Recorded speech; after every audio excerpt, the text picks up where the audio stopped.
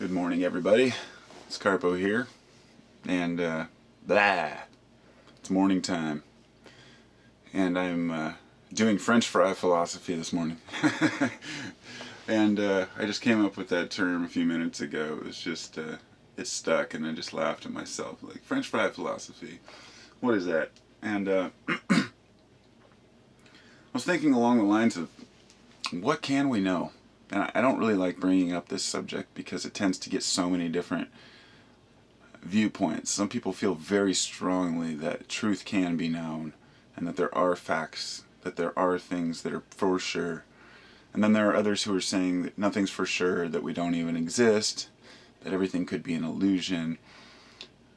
Others still yet saying we're living in the Matrix. People have taken that movie and turned it into an idea, although the idea of the movie already came from an idea. But it's just, there are so many people who, I guess, want strongly to believe that their philosophy is the correct one. But the idea of French fry philosophy to me is kind of what I mean by that is it's not taking yourself too seriously when you think about life. Because I know that there are a couple different types of philosophers I've noticed. There are the lighthearted spiritual thinking about whatever type, like, well, why did a person make this box, Or even something more complex as, what about irreducible complexity in the eyeball or the human, And thinks about these but doesn't allow himself to get sucked into a particular paradigm. Then we have the serious philosophers, and these are the ones I think that give philosophy a bad name, and I don't mean that offensively, but the ones who are very pious, have their noses in the air, and these are usually the academics, the ones who research deep into many different philosophical issues. The ones I was talking the other day about. Useless philosophies, meaningless philosophy I called it, ones that get so deep into a particular aspect of a subject that when you really step back and look at it, it doesn't matter. It's an irrelevant discovery whether or not, and it's sometimes a subject you can't prove one way or another. Because I think for some people it's just more fun to think about stuff and to talk about stuff and to think that the ideas are superior rather than to try to exchange ideas, if you know what I mean. So these are the pious ones. Now, what is philosophy to me? It's just thinking about life, I'm a French fry philosopher, I guess. I like to consider every angle. But this really leads me to the point of the video here, which is, what can we know for sure? And it seems to be a game that people are playing with each other. A superiority complex that has to do with knowing something or not knowing something and convincing the other person that it's either knowable or not knowable. It's almost like we're afraid to consider each other's angles sometimes. But it's kind of a waste of time to say something like we're an illusion, that we don't exist. These are the kinds of philosophies that I wouldn't necessarily, they're not always philosophies, sometimes just theories, but theories become philosophies and vice versa. This idea that, that there's this big matrix that we're all involved in, and that everything is a complete illusion, that nothing can ever be known. So there's this side of people who say that nothing can ever be known for sure. And another side who want to explain every single thing. And I guess, I don't know. It's just a waste of time to argue with people. And there's an important difference between arguing and discussing, I guess. But a legitimate argument is a discussion, by definition, at least historically. The idea of the argument. the argument was to bring two sides in opposition together to discuss an issue to see which one had more rational answers. It's an exchange of ideas on a one-to-one basis. Well, I think this. Well, I think this. Well, what about this? Well, what about this? And I think we have a view in our head that certain things are just the way they are, and that if we think about them too deeply, it might throw us off from our other, I don't know, worldly missions. Hope this makes sense, because I'm like trying my best to explain it in my mind the way I see things, but it's not always easy. There's a lot of animosity, but there's a lot of contempt, there's a lot of jealousy, there's a lot of anger and hostility towards people who have opposing views. This is not anything that's new. This is, if anything, I know that today people think that today's society is like collapsing, that we've reached the end. Some people look at the world today and say people are ruder today than they've ever been, stuff like that, which may be true. But let's say if you're 25 years old and you're saying people are ruder than they've ever been, you're basing that only on what you know in your life. And your experiences with people are different when you're younger. And as you get older, you incorporate yourself into different situations with people to where you see people's other side. In other words, when you're young, people kind of smile and just brush you along. And you get older and people seem to become more harsh. Is this because we lose our child mind and that we forget to smile back, or what? But anyway, the history that we have, the view that we have of history is skewed, and often people will picture the 50s, let's say in America, as being Joe and Susie living in their house with their 3 kids and their dog and a white picket fence, and everybody's happy and everyone gets along. That's just not the way it was either. It was brutal, Working conditions were horrible. People were treated badly by factories, by their neighbors in some places. The image that we have of history is totally skewed because it's what's written down. So really it brings me to what can we know for sure? And eventually we have to make some decisions about certain things that we whether we believe them or not, so we can set them aside and work on something else. But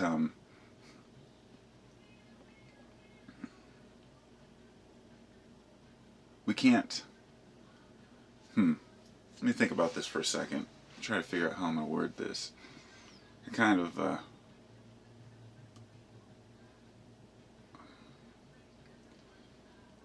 it's like, what are we working towards? And I think that that's one of the most difficult things for people to agree on. It's like, what world do we want? And this is what philosophy was for, was to understand the world around us so we can make it better, you see. But the philosopher's mission is an internal mission. It's a personal mission. It's not something that should be expressed to prove one's point. And that's where the ego steps in. I'm constantly thinking about life. I'm constantly thinking about, all the different aspects of it. And every time I look at even a picture on my wall, I think about the complexity of the painter, who painted it. And sometimes it's just a painting. I don't think anything. But it's like training the inner mind to look deeper into things. Have you ever grabbed something that you haven't seen in a long time? Like maybe it's an old picture you had on your wall when you were younger, or maybe it was even a poem or something that was written that you read a long time ago, or maybe an album cover. And then you see it again later in life. Say the last time you saw it you were like 12. You see it again when you're like 30. And you just see it totally differently. Like, oh, I never realized what this was. I never understood this. Oh, now I see this, the words. I'm looking at this clockwork orange album cover as my example, but you see these different letterings and patterns and things that as a kid you saw them a certain way. I had this picture on my wall when I was a kid. I don't think it's around right now. It's put up somewhere, but it was a picture of these plants, and it was like an out of focus picture of these flowers, and then there was these 3 flowers that were kind of in focus, and it looked like an eyes and a nose, and then like kind of a blurry mouth underneath. And I remember when I was like 7 or 8 years old, sitting in my bedroom looking at that on my wall, thinking, ooh, it's scary. It scared me. And I went back and I found that picture recently, and I was like, oh, I never noticed this. I just never noticed the patterning. I never noticed the painting itself, and I didn't even see it the same way. And this is really what I'm trying to get at, is that people create a philosophy about something, and they put it on the shelf, and they set it aside, and they say, this is the way things are. This is the same way religion is born. Somebody's taught something when they're young, they put it up and they say, this is how it is. They don't go around trying to challenge their own beliefs. They don't go around trying to prove themselves wrong. They just believe something and it sticks with them, and they don't really consider much more about it. But sometimes when people revisit an idea or a belief later in life, they think, why did I think this? Or why did I believe this? And realize that it was based on circumstances, environment. And it's just like looking at a picture again. We have to look at every philosophy again, over and over. And this is why I watch or listen to lectures over and over, philosophy lectures. If I see a Manly Hall lecture that I've seen twice or listened to twice, I'll put it on anyway. And guaranteed there'll be one part that I walked out of the room in, and I missed. Going back and reading a book that you haven't read in 10, 15 years, you'll see an entire different story born out of that book. All the archetypes and allegories, and you'll see these patterns in these sections within the book that fit certain parts of your life, or maybe that you can relate to, or maybe that you've seen, or maybe that resemble, or metaphors for history or the future. Things that you didn't notice when you were 12 and you read it. And so that's really all I wanted to say, is just to there's the serious philosophy, where people are way too into the details of nonsense, and that's just my opinion. I'm just not into that. Then there's the life philosophy, which is something I try to do and try to understand the world around me. But there's also a degree where we have to allow ourselves to be open and remember that just because we come to a conclusion doesn't mean it's necessarily true. So it's pretty interesting to wake up each day with a whole new... It's very difficult to wake up with a whole new outlook on life, to just wake up each day and say, okay, I'm going to set aside preconceived notions and just live my day. Well, you can't, because preconceived notions are what allow us to survive and prosper. You see something coming for you, you move. Somebody's yelling at you, you walk away. If you sense something coming, it's based on our experience. So, you can't walk away from that and start out as just a neutral, blank slate. We're never going to be able to start out as a blank slate. I think that's kind of one of the biggest problems. Is I hear a lot of folks online saying stuff like, oh, you need to deprogram yourself. I'm talking to other people, you've been programmed too long, and you need to clean your mind and just start over and just question everything. And that really wraps me full circle to, I guess, the original point here, which was, what can we know? And there's no sense in debating, or it's not even worth the discussion. This is a philosophy that's been going on forever. This is where I think, therefore I am comes from. The idea that the only thing we can know, as Descartes said, it's just that we exist, that our consciousness exists. We don't have to know our bodies are real. We don't even have to know that the universe is real.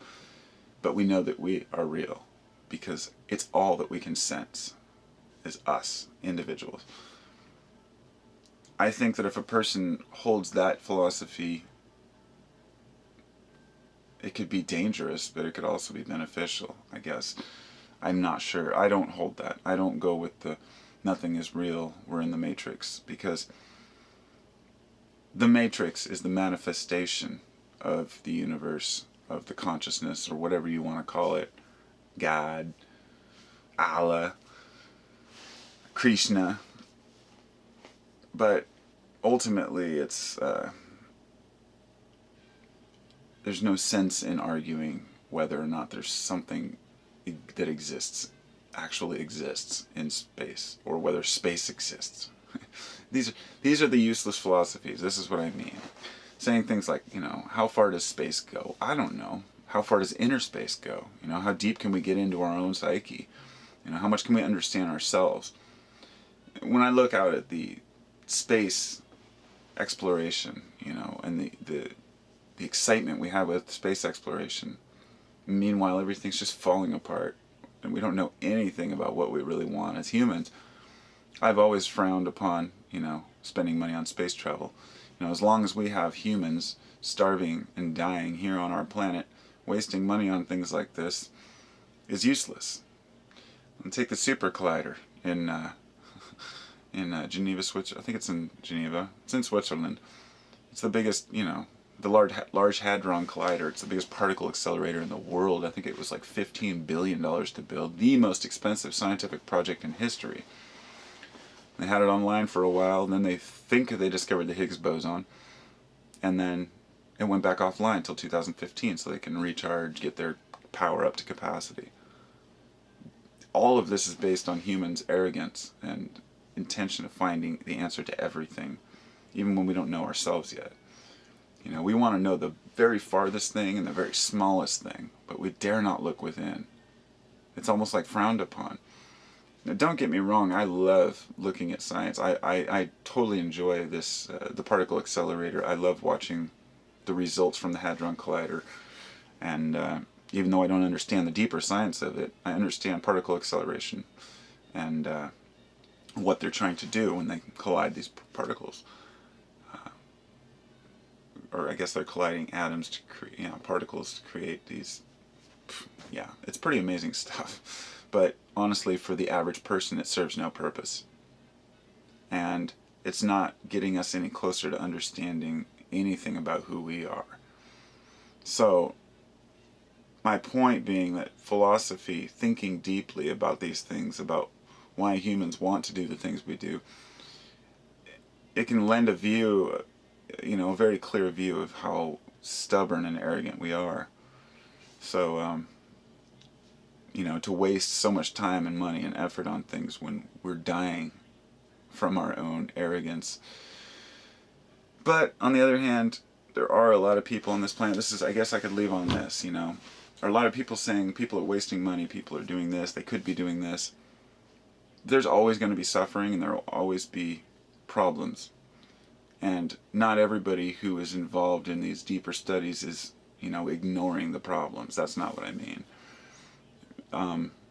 And no, we can't divert everybody's extra money to go help the rest of the world. The fact is that it doesn't work. The money thing doesn't work because we have a monetary system that's based on, it used to be based on the gold standard to an extent, but no longer. And this is what inflation is. So it's brought us to this point where understanding the history of money brings you to the point where you realize that if all the rich in the world distributed all their wealth evenly among all the people, which is a suggestion some people have had, it would make absolutely no impact. That money that's given to a third world country, let's say you give everybody who's poor, their share of whatever, $100,000 or $1 million, instantly that money becomes useless because of the inflation rates and because of devaluation of currency, because the only thing that keeps the money system afloat is our belief in it. And this is kind of a metaphor for a lot of things in life. We keep things afloat by our belief in them. And so the problem with the money is that the resources need to be there to buy. People are wasting money on big ticket items, but when it comes down to everybody having money and trying to buy just food and shelter, supplies dwindle. In fact, look what happens when there's merely a hurricane, down in Alabama or something, or in Florida, and everybody goes into the hardware store and loads up on plywood, and everything's sold out, food sold out. That's just for a storm. I mean, can you imagine if everybody had buying power? So, I mean, I know that might not seem like it ties in very well, but it's the philosophy of money, to understanding that money has its own existence separate from purchasing power, I guess. Because you can't buy unless the materials are there to buy. Anyway, I guess long story short, I guess, long story long, but to add a short ending, everything's about what we do with it. It's about how we handle ourselves, and there's probably, if we were to think deeply enough and do the mathematics, we could probably help the world so we could all live better. But the problem isn't with the greed as much as it is with people in general. People are going to spend, there will always be people that will waste a bunch of money right away, even if all the money was distributed. They'll go waste all their money on nonsense, and then all that money will go back into the pocket of the guys who are greedy and who hold on to it.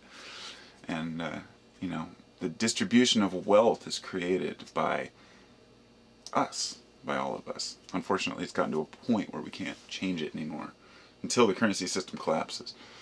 So, anyway, that's a totally different philosophy, and I'll just leave it as is. I love talking about this stuff because it gets me thinking deeper about what's my reason for wanting to know this shit.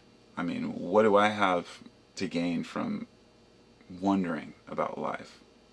I know people who scoff at philosophers. They think it's the biggest waste of time to think about, unknowable things. Personally, I see absolutely no validity in the, how do they say it? I guess it's the unexamined life is not worth living. Was that Socrates that said that? I can't remember. It's maybe Plato. The unexamined life is not worth living merely means that if you're not thinking about why you exist, and you're not thinking about how to be better and to integrate yourself, you're just wasting your time. And often people get around this because they don't want to look within. So they find an external system to attach to. This is sometimes a political affiliation, so they can be part of a political group. Sometimes it's a movement, or like a, environmental cause. So whatever else they do in their life, can be, they can justify it by being part of this help group. Not all people that do that, I'm just using an example. And then there are some people who take on religion, and then that's it. There's no other answers. It's my way or the highway. Either you are with us or you're against us, seems to be the attitude a lot. And that's pretty shameful. I think that's one of the biggest issues I have with religion itself, is the idea that, well, what I believe is correct and what you believe is wrong, and until you believe what I believe, you're always going to be wrong, and that there is no middle ground. I was talking with somebody the other day about Jesus, and he said, I said that maybe we could be wrong, and he said, no, one of us is right. I said, well, that's not necessarily true. We could both be wrong, And I think that's the thing we often overlook as people. We have two people debating something from two sides. They may have very strong beliefs or convictions about what they believe, and they will argue all day long about it and never even bend for one another. Then there's sometimes people who believe something really strongly, and another person who says, well, this could be true, or this could be true. And this is the philosophy I choose, because is the open-ended one, because while it may seem like you don't have any convictions, in reality it just allows you to not have to get angry or frustrated or battle with people, I often get mistaken for being angry when I voice my opinions, but I don't get angry. I just feel strongly about expressing and talking with people. I really enjoy getting points across. And there's that little bit of ego that rides in all of us that, says, hey, that's not true. And I think that that's not something that we need to get rid of. It's something we need to acknowledge and just be aware of. It's just like being aware of all our actions, and how we're viewed by the world. So this video is probably getting long. They've been doing that a lot lately. I guess when I get on a tangent, it feels good though. Sometimes I wake up and I think, why do I even make these stupid videos? I'm gonna stop making videos. And I'm just like, I'm not gonna make use my channel anymore. Just say fuck it, and just go out, and enjoy life as if like it's keeping me from discovering something or whatnot. And I realize that I've discovered so much more with talking with people. I'm not I'm Carpo. I'm a philosopher. I talk about random shit. And that's my life. So,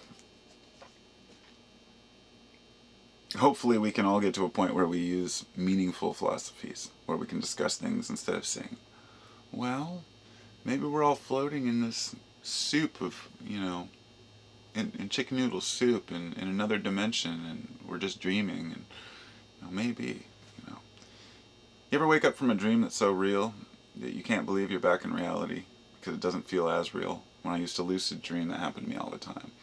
And the only thought that would go through my head at that point was, what if I wake up from this dream? How do I know this is a dream? But that philosophy moved on because it's useless. Because I've had the conviction that I wake up each day, If that changes, so be it. But some things just cannot be proven or disproven.